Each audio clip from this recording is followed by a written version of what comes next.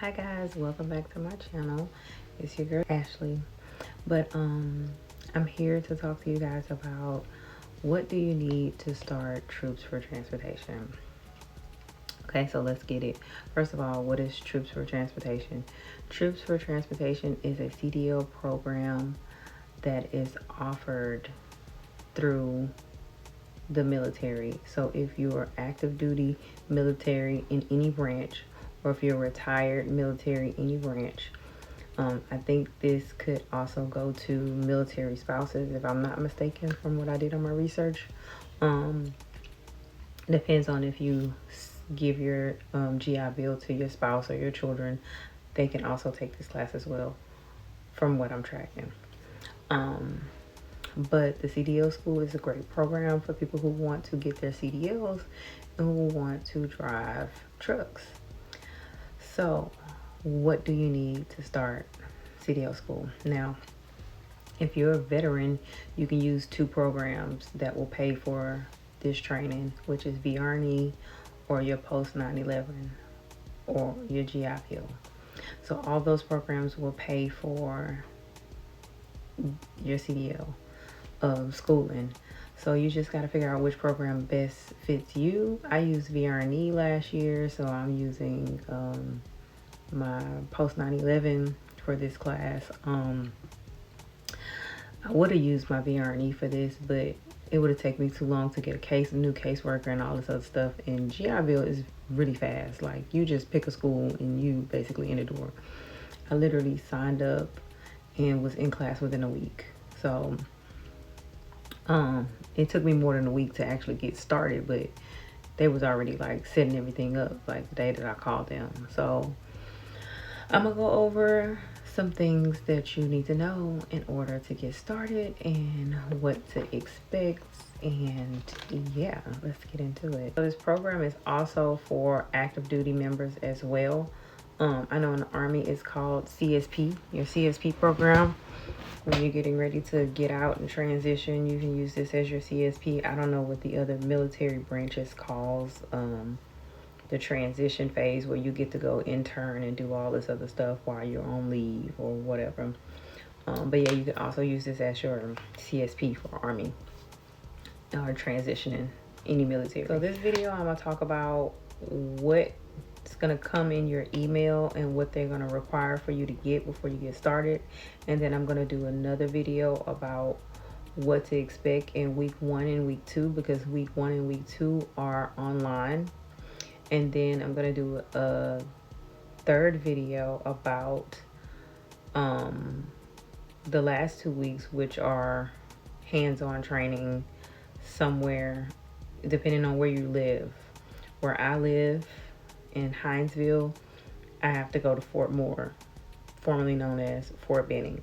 So I'm gonna do other videos about that, so I want y'all to stay tuned and look out for those videos. But let's get into what to expect documentation wise. If you're looking to get in Troops for Transportation, I will leave the contact information that I have on the end of the video. So stay tuned to the end of the video to get the information that you need if you're trying to do Troops for Transportation provided by the CDL school.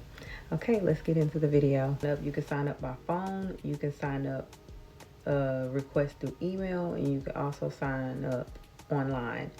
So when you sign up, they're gonna call you, they're gonna ask you a bunch of questions over the phone. They're gonna ask you about, you know, your medical history, your driving record. If you choose to tell them stuff in your medical record, that is up to you. Just be aware, if you tell them that you have PTSD, they are gonna send you a form to get filled out that you might need to take to your DOT physical. That is up to you. All right, so let's get into it. When you first receive your email, after the phone call, they're going to send you the email, and these are the first 5 steps of what you need to email them back. So step 1, they're going to ask you to email them all of these documents. So if you don't have these documents and you want to get into CDL school, you need to go ahead and pay attention to the video and get all this stuff get what you can ahead of time before you even reach out to them. So if you don't have your driver's license and you're working on getting your driver's license, or you don't have it yet, or you just lost it and didn't get it, I don't know. If you don't have your driver's license, you need a driver's license. Number one, main thing you need is a driver's license. The second thing they're going to ask you for, and these is copies that you're sending to them. The second thing that you're going to ask for is two things, which is your birth certificate or passport and your social security card. So if you don't have your birth certificate or you don't have your passport, you need to get one of those two. And if you don't have your social security card, you need to order a new one. So because you're going to need that stuff. They have to have it in order for you to start. The third thing that they're going to ask you for is your post 9/11 confirmation number and your certificate of eligibility, which when they're going to send you the email and they're going to give you instructions on how to do that. What I did was, because I knew which program that I was going to use, I was going to try to use VRNE, but when I called them, they said that it was going to take too long for me to get a caseworker, and I wasn't going to have one till after the summer. So I didn't want to use that program anymore. So I called the VA and they told me to go online, which I had already initiated my post 9/11. So it was already ready to be used. I had initiated when I got out, but I didn't use it. It's like a request that you put in to get ready to use it, but I never used it. I ended up using VRNE to go to culinary school, but it was already like open. But the only thing that I needed to do was provide the certificate of eligibility, which they're going to send you the link and they're going to show you how to do it. It's not like you have to figure it out on your own. They're literally going to send you the information. And then the fourth thing that you're going to need is your JSTs, which is your joint service transcripts. You need that. They're going to send you the link to that to get it. But if you just Google JST, you're going to find a website to download your own JST. I had a copy of my JST in my I Love Me book, but I didn't feel like looking for my I Love Me book, so I went ahead and just went to click the link and went and re-downloaded it and sent it in email. And then the fifth thing that they're going to need before they can move forward is your DD-214. So you need all of those 5 things in order to get started. You're going to send those copies in email and you're going to wait. The second step to this process before you get started is you have to complete a universal 10th Street application, which is where carriers, you can put in your application and different carriers can send you hire letters, or they can send you offer letters, or they can ask you if you want to work for them. It's like you're putting in one application to drive trucks for a company and it gets sent to multiple people at one time, which is really dope. I thought that was really cool. So you have to do that application before you get started, because you have to have a pre-hire letter, which they're going to send you. Your coordinator is going to send you a pre-hire letter, because you have to have that, because the VA requires every single person to have a pre-hire letter, or they will like defund the whole program if people don't turn in their pre-hire letters. So after that, you're going to go to step 3, which is completing a DOT physical and a 5-panel drug screen. So I live in Hinesville. I went to the St. Joseph's Candler walk-in clinic. With the DOT physical and drug screen, they send it to you in an email. And you take that email, or you print it out and you take it to a clinic. You can really just go to any walk-in clinic and get a DOT physical. So I took that in, walked in, got seen. The thing that they asked me was over the phone. I don't mind sharing this with y'all. They asked me, is there anything in my medical history that I wanted to share that would prohibit me or kind of hinder me from driving trucks? So I felt like I needed to tell them that I had PTSD. So When I told them over the phone in my initial interview that I had PTSD, they said, we're going to send you a memo that needs to be filled out by your physician, the person who takes care of your mental health, saying that you're in good health, you're in standing, whether you're doing therapy or if you're on medications or whatever, to take to your DOT physical, because you have to tell your doctor that you have PTSD as well. And if you're on any kind of medications and all that other kind of stuff, they need to know that. But I'm not a medication person. I'm not a medication person. I don't like taking medications. I kind of deal with whatever I gotta deal with. I don't even like pain pills. But the PTSD thing threw me off because now I had to go get a memo from the VA, and they was taking forever.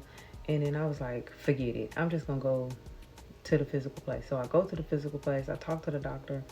So anyway, because the physical was very, you know what I'm saying, like this. It was very like a general checkup. You get what I'm saying? They just want to make sure you can see. They want to make sure you can hear. They want to make sure you don't have no major issues. So you choose to share whatever you want to share. Like, I'm just, okay. Anyway, step 4. They want you to obtain your commercial learner's permit, your COP, no later than the first Friday of the first week. So that really threw me off. They really would like for you to have your permit before you even start class. That solidifies your slot for school, because the first 2 weeks of school is online. I'm just gonna tell y'all the time slots. So the first week of school that's online, you go to school from 9 a.m. to 12 p.m. That's the first week. The second week, you go to school from 1 p.m. to 5 p.m.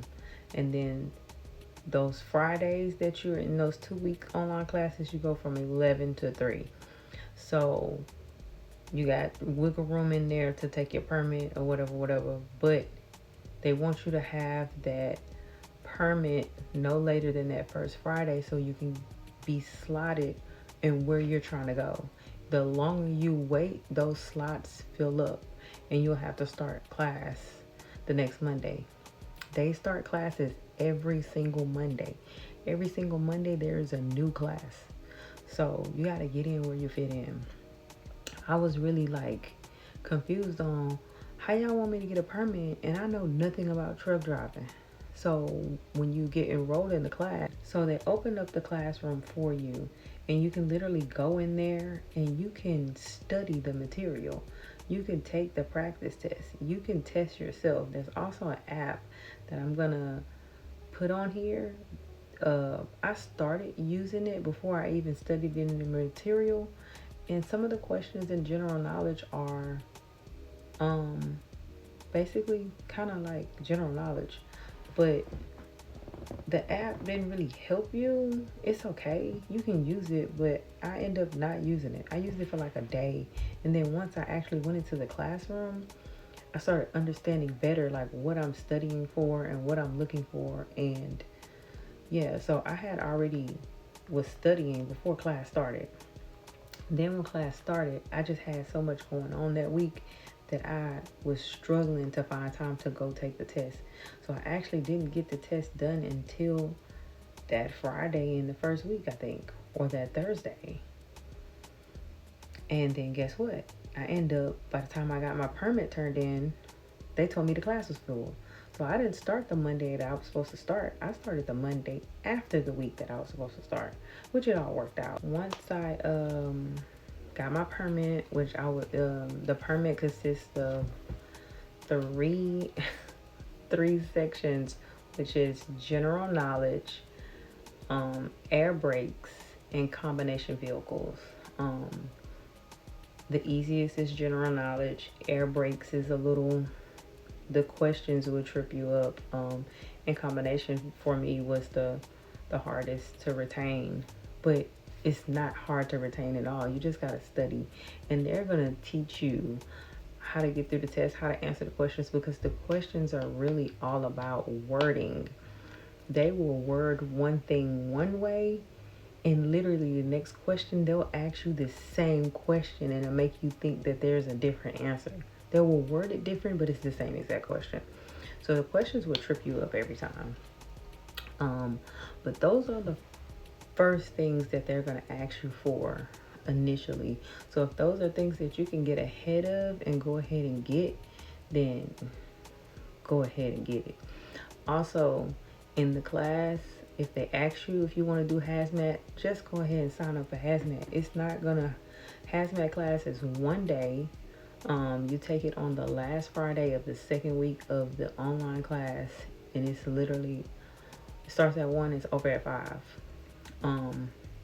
So you are in hazmat class for hours, and you go over that material, and then you can take your hazmat permit after that. I did the class, but I won't be able to take my get it added to my permit until after, because currently right now I'm in CDL school. So I'm trying to catch up on the videos that I needed to make. So I took the hazmat class, but I'm not gonna be able to just get it on my permit until after I'm done graduating. But it's very worth it for you to get hazmat. I want to get hazmat, doubles, triples, tanker. I want my TWIC card. I want everything under the sun. So yeah, I just want to be that person. But you don't have to get those things. You can just get your CDL, and me, I gotta be extra. But I don't want to leave no money on the table. If the Army is gonna pay for it, then yeah. But you get reimbursed for your permit when you get to school, at the end of school. And the hazmat, I don't think I'm gonna get reimbursed for that because I'm getting it after. Maybe if I would have took it before. That's basically it in a nutshell, what you need to do to get started. I'm just gonna let y'all know right now, I'm having I love to drive, and I've always wanted to drive trucks, and here I am. And I'm having a great time. Like, I'm so excited. Oh, if you're in Georgia or Florida, they're gonna send you to Fort Moore, which is Fort Benning, which is where I'm at right now, formerly known as Fort Benning, which is where I'm at. And I love the area. Like, I'm in Stewart, in Hinesville. It's very linear. Savannah is cool. These are just my opinions. Hinesville is, there's really nothing to do. They got a bunch of gas stations. We got a new Wawa's. We got 2 new Wawa's. Like, there's no bowling alley. There's no bowling alley. There's no nice movie theater. They have a movie theater and it's decent, but it's not a nice one like the one in Pooler. There's no skating. There's really nothing for people off post to do. On post has bowling and skating ring, but it's like, I'm not going on post to take my kids to go. My kids want to be around other civilians, and so I actually love this duty station. It's very nice. I love how active people here. They're outside. I'm saying? I'm just having a great time. I'm having a great time here. People are nice. Like, the Columbus is nice. The people are nice. So that's what you can expect if you are in the Florida, Georgia area. Fort Moore is a cool place to be.